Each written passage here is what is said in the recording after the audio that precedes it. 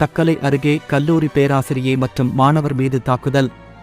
கன்னியாகுமரி மாவட்டம் தக்கலை அருகே உள்ள பனவிளை பகுதியைச் சேர்ந்தவர் ஆஷிக், வயது 20. இவர் குமாரகோவில் பகுதியில் உள்ள ஒரு கல்லூரியில் 1ஆம் ஆண்டு பட்டப்படிப்பு படித்து வருகிறார். நேற்று ஆஷிக் வகுப்பறையில் அமர்ந்திருந்த போது மேஜையில் கிடந்த ஒரு புத்தகத்தை பின்னால் அமர்ந்திருந்த சக மாணவர் ஒருவர் எடுத்து தருமாறு அதிக சத்தத்துடன் ஆஷிக்கிடம் கூறினார். இதனால் இருவருக்கும் இடையே வாக்குவாதம் ஏற்பட்டது.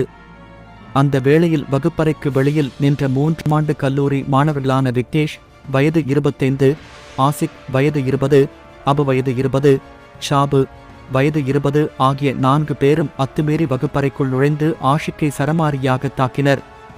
அப்போது அங்கு பணியில் இருந்த பேராசிரியை தாக்குதலில் ஈடுபட்ட மாணவர்களை தடுக்க முயன்றார். ஆனால் அந்த மாணவர்கள் பேராசிரியையும் தாக்கியுள்ளனர். இதில் ஆஷிக்கிற்கு பலத்த காயம் ஏற்பட்டது. இதனையடுத்து தாக்குதலில் ஈடுபட்ட மாணவர்கள் அங்கிருந்து தப்பி சென்றனர். பின்னர் இதுகுறித்து ஆஷிக் தக்கலை போலீஸ் நிலையத்தில் புகார் அளித்தார். தொடர்ந்து போலீசார் தாக்குதலில் ஈடுபட்டு 4 பேர் மீதும் வழக்கு பதிவு செய்து தலைமறைவாக உள்ள அவர்களை தேடி வருகிறார்.